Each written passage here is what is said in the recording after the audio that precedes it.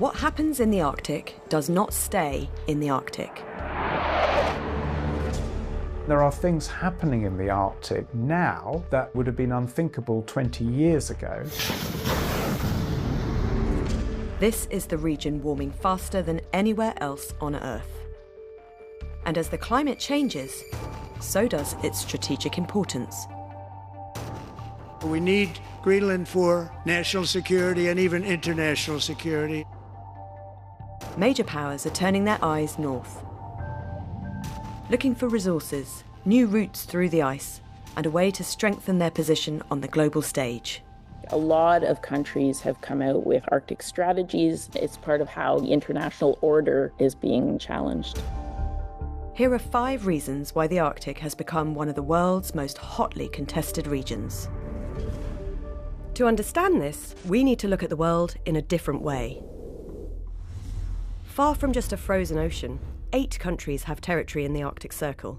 The United States, Canada, Greenland, which is a semi-autonomous part of Denmark, Iceland, Norway, Sweden, Finland, and Russia.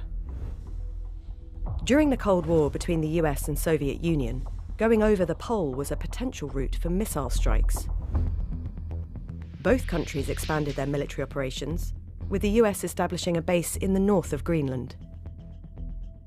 But in 1987, with the Cold War coming to an end, Soviet leader Mikhail Gorbachev proposed the scaling down of military activity in the Arctic.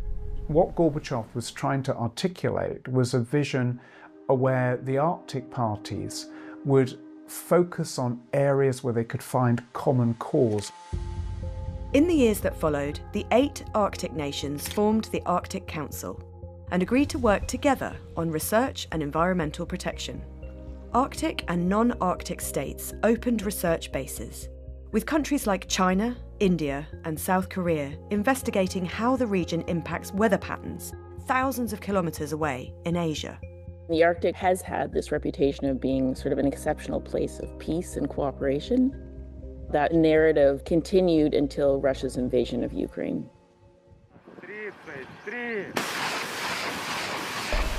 In 2022, Russia reopened the Cold War's fault lines. Within months, Finland and Sweden applied to join NATO, the Western military alliance. The Arctic map became Russia on one side and NATO members on the other. The border between Norway, Finland and Russia is effectively a front line for Russia and NATO. The Arctic saw direct conflict when a Russian airbase in the Arctic Circle was attacked by Ukrainian drones. The region is critical to Russia's military. Most of its nuclear capability is based there. Я подчеркну, Россия никогда никому не угрожала в Арктике. Но мы внимательно следим за развитием ситуации, выстраиваем адекватную линию реагирования. Russia has reopened dozens of Soviet-era bases and used Arctic waters to test hypersonic cruise missiles. Russian and American fighter jets have come into close proximity in the skies near Alaska. And the West is also expanding its Arctic presence. 2024 saw NATO's biggest drills in the region since the Cold War.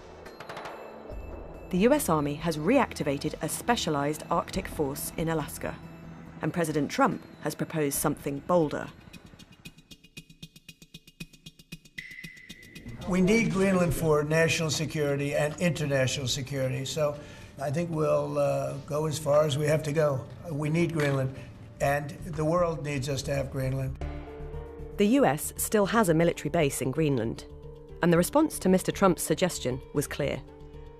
Jamen, Grønland er grønlændernes, og Grønland er en del af det danske kongerige, og det kommer ikke til at ændre sig. Polls suggest most Greenlanders don't want to be part of the US. The majority want to be independent.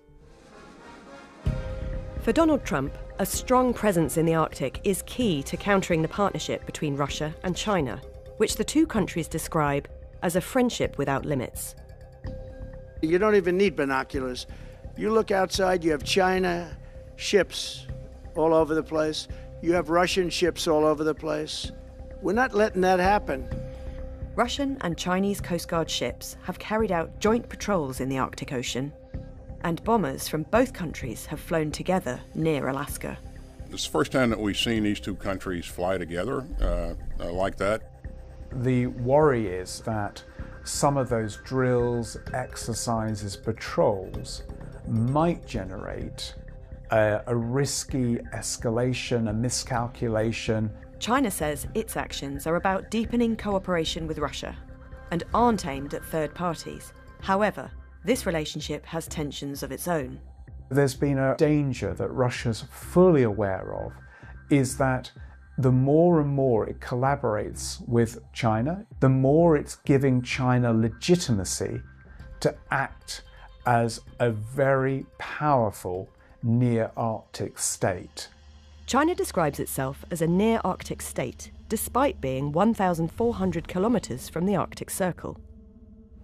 In 2018, it launched a range of investment projects it called the Polar Silk Road, but it's hit roadblocks in communities wary of being over-reliant on China. They want to be a polar superpower. We want a relationship to China, but we do not want to be dependent on China. There's no question that it was trying to sort of have a significant impact in the Arctic, but it hasn't come to fruition. Most of China's economic success in the Arctic has come from partnering with Russia on projects like this natural gas extraction field. And shipping this gas has been made easier by the Arctic Ocean's melting sea ice. This was how much there was in summer 1979.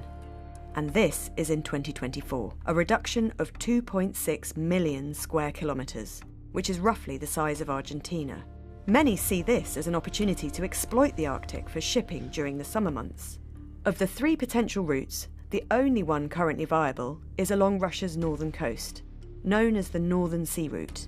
There's been the hope that more and more traffic could bypass the usage of the Suez Canal and shave thousands of miles of shipping time and distance. 97 cargo voyages were made using the Northern Sea Route in 2024, mostly exports from Russia to China. But compared to Suez, with 13,000 ships passing through every year, it's a long way from being a competitive option. The Arctic Ocean is frozen for most of the year. Even in summer, it's an unpredictable environment. You're going to have a situation where there are very small windows of time where there could be the potential to transit, and that doesn't offer the certainty the shipping industry needs. While questions remain about shipping, there's something else the melting ice may reveal. There's been this narrative of the last frontier of sort of rich access to resources that haven't been accessible in the past. It's estimated that 30% of the world's undiscovered gas and 13% of undiscovered oil is there. Minerals too, particularly in Greenland.